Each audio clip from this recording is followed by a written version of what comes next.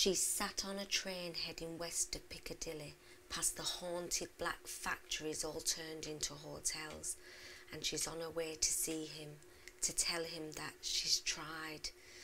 And every time she goes through her speech in her head, something interrupts her, like the look of the girl with the coffee from Pret and the flash of pink hair and the nose ring, and the way the guard has to see her ticket, and the way the buildings remind her of being 19, coming into town to see bands play in all those bars, and the way the man sitting 3 tables to her right looks exactly like her father, and that can't be true because it's been 15 years now, but still the ghost catches her, like the 4 men she saw in the Apple and Ape when she tried to watch United, as they talked about their children and their memories of hooligans in Kharkov with their GoPros and their violence tanked up like soldiers, and how she couldn't figure out why anyone would talk like that, and she was on her way.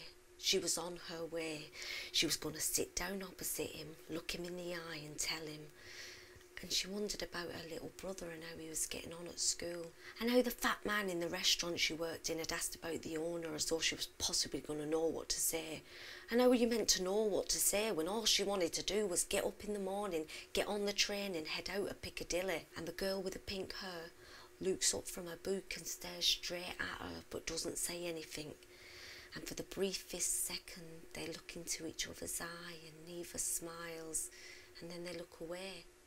And the train cuts a sway through the scrublands and container yards into suburbs east of Bolton, with the houses from the 60s like they're on some documentary, and a flurry of people about 10 years younger get on the train, and she tries not to listen to the sound of their chatter. And the signs here talk of industrial waste management, and the train heads west. The houses are replaced by a wasteland of ashes, and the girl with the pink hair looks so sad.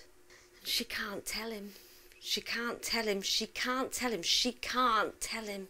And the train gets colder as they pull out of Horridge Parkway, and everybody gets off the train, and she almost wants to say goodbye to the girl with the pink hair. And the day is getting brighter as they head past the bleacher works. And she read somewhere that this very place was an old hunter chase and is now the home of Bolton Wanderers. And Middlewich Retail Park was developed by the Emerson Group.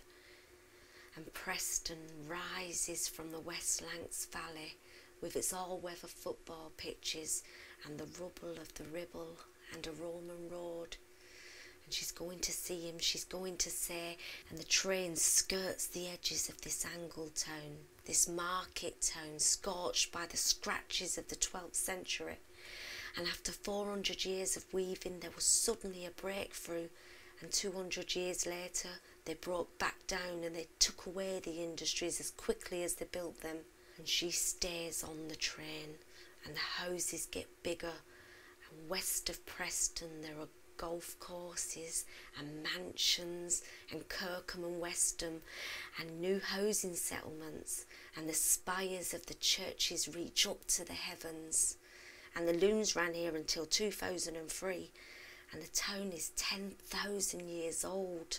And she'll see him in the Costa, and that's what they agreed, and that she thinks she sees the sea, but the first thing she really sees is the shadow of the tower.